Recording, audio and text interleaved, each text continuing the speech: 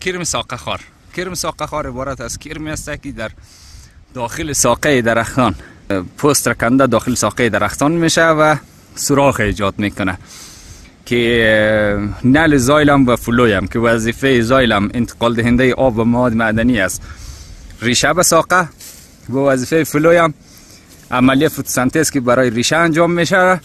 یه هر دو را به مشکل مواجه میکنه و خود نل زایلم فلویم را از بین میبره که باعث ضعیف شدن درخت و در نهایت خشک شدن درخت میشه. ما از کجا باید بفهمیم که درخت ما را کرم ساقه خار گرفته؟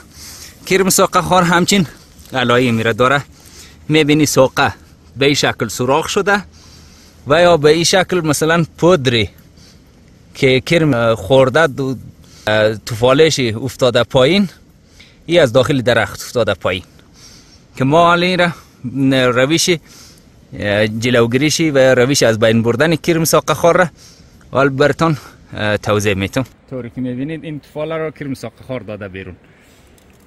روش درمان از این به صورت ساده یک دانه حشره کش میتونه تاثیر بگذاره. چاره و سیم مفتول را میگیریم دولا میکنیم، سیم مفتول را با حشره کش تر میکنیم کامل. بعض جایا تنها یک سوراخ نیست، زمانی که سیم رو ما وارد کنیم متوجه میشیم اگر سوراخ فراختر بود ما باید بیشتر مثلا پوست درخت رو بکنیم تا یکی کاملا لانه از رو از بین ببریم.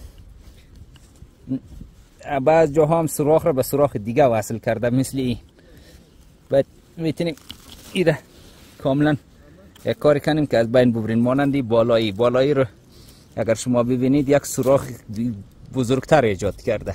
جاها که میبینید این رقم چند تا سوراخ کنار هم ایجاد کرده، باید با یک چیز نکته است باید از اینجا بکشیم از بین ببریم.